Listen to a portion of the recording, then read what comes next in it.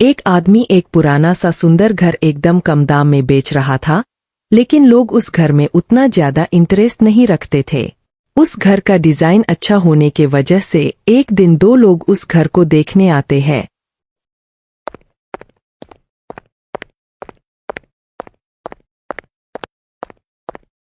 कौन हो तुम दोनों और क्यों मेरे घर पर आए हो? हम यह घर खरीदने आए हैं, लेकिन आप कौन है और कहाँ से बात कर रही है? हमें तो कोई दिखाई नहीं दे रहा। तो तुम लोग यह घर खरीदने आए हो।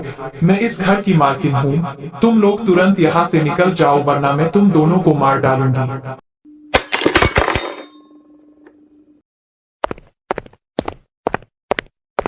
मैं यह घर कभी नहीं छोड़ूंगी, यह मेरा घर है।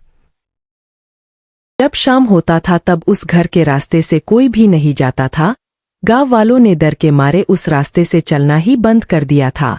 एक शाम एक व्यापारी आदमी उस घर के मालिक को वो घर बेचने का सलाह देता है। उसके बाद घर का मालिक उस व्यापारी को घर दिखाने लेकर जाता है। जब वो घर देख रहा होता है, वो आदमी ध्यान से पीछे देखता है, लेकिन उसे कोई दिखाई नहीं देता। वो फिर से आगे बढ़ने लगता है।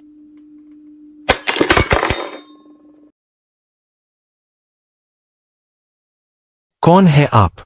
कहाँ जा रही है? मैं कहीं नहीं जा रही, बस अपने घर की रखवाली कर रही हूँ। इतनी रात है, आप घर जाइए। मैं कहीं नहीं जाऊंगी, मैंने बोला ना, यह मेरा घर है।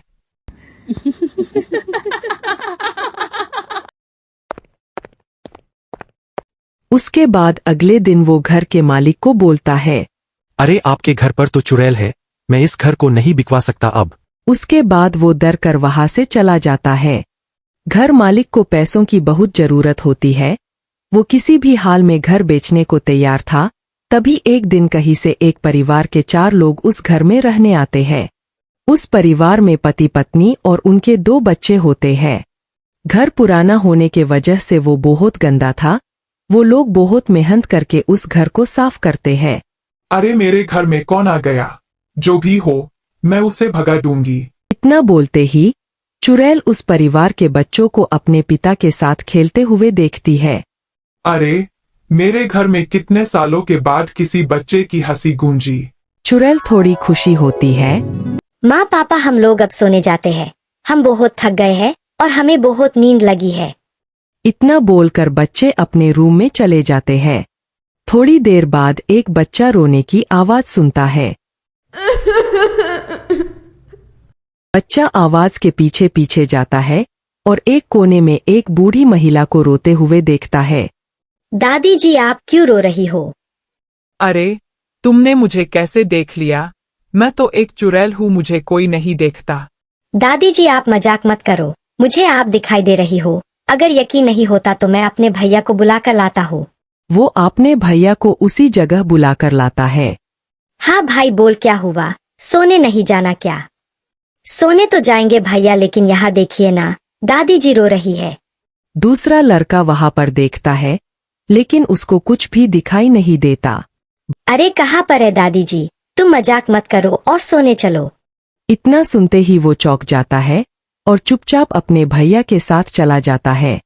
समय गुजरता है और कुछ दिनों बाद वो बच्चा और चुड़ैल एक आपस में दोस्त बन जाते हैं। चुड़ैल को दोस्त मिल गया था, इसीलिए वो बहुत खुश थी। चुड़ैल उसके परिवार को कोई नुकसान नहीं करती है, क्योंकि उसे एक परिवार मिल गया था। लेकिन उस बच्चे के माँ बाप को उसका हालात देख बहुत चिंता होने लगी थी। उस बच्चे को अकेले खेलता और बोलता देख वो लोग परेशान हो चुके थे। उसी वक्त घर का मालिक शहर से वापस आता है। वो उस घर में रहने वाली चुड़ैल को भस्म करने के लिए अपने साथ तांत्रिक भी लेकर आया था। तांत्रिक को उस घर पर कदम रखते ही चुड़ैल के बारे में पता चल जाता है। जिस दिन वो लोग उस चुड़ैल को मारने वाले होते हैं, उसी दिन उस गांव का मुखिया वहां पर आता है और उन्हें रोकता है। रुक जाओ, इस चुड़ैल को कुछ मत करो। वो अपनी मुक्ति पाने के लिए इस घर पर कई सालों से रुकी है।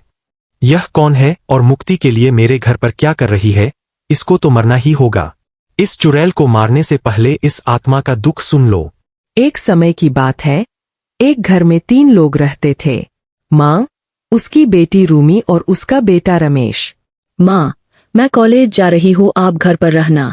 ठीक है बेटी, जल्दी घर आना। ठीक है माँ, मैं जल्दी वापस आऊंगी, आप चिंता मत करो।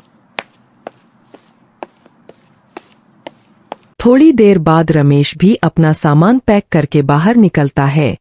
माँ, मैं कुछ दिनों के लिए बाहर घूमने जा रहा हूँ, आप अपना ख्याल रखना। ठीक है बेटा, लेकिन जल्दी वापस आना।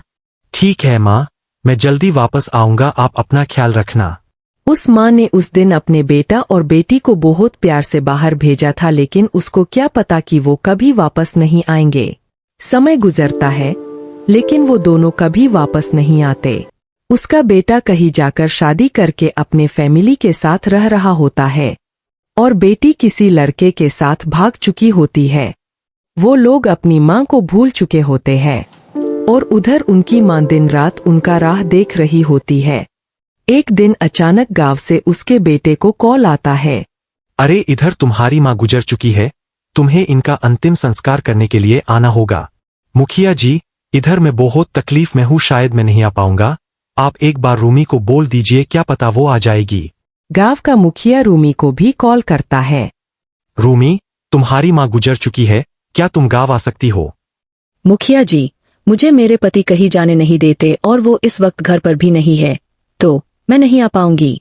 इधर उनकी माँ की आत्मा उनका राह देख रही होती है, लेकिन उसको पता चल चुका था को उसके बच्चे नहीं आने वाले। उसकी मौत होने के बाद भी उसकी आत्मा हमेशा अपने बच्चों के इंतजार में यह पर भटकती रह गई और इस घर का रखवाली करने लगी, क्योंकि यह घर उसके पति ने बहुत दुख और मेहनत से बनाया था।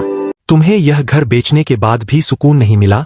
इसको मुक्ति देने की जगह इसको भस्म करने आ गए। अरे मैं क्यों मुक्ति दूं इसको? यह कौन है मेरी? अरे मैं जिसकी बात कर रहा था वो तुम्हारी ही माँ थी और उस माँ के अपराधी बच्चे तुम ही हो। मुखिया के बात सुनकर घर का मालिक रोने लगता है और अपनी माँ को याद करता है। वो घर का मालिक और कोई नहीं बल्कि उसी माँ का बेटा रमेश होता है। वो अपनी माँ से माफी मांगता है और अपनी माँ को गले लगा लेता है और उसको मुक्ति देता है।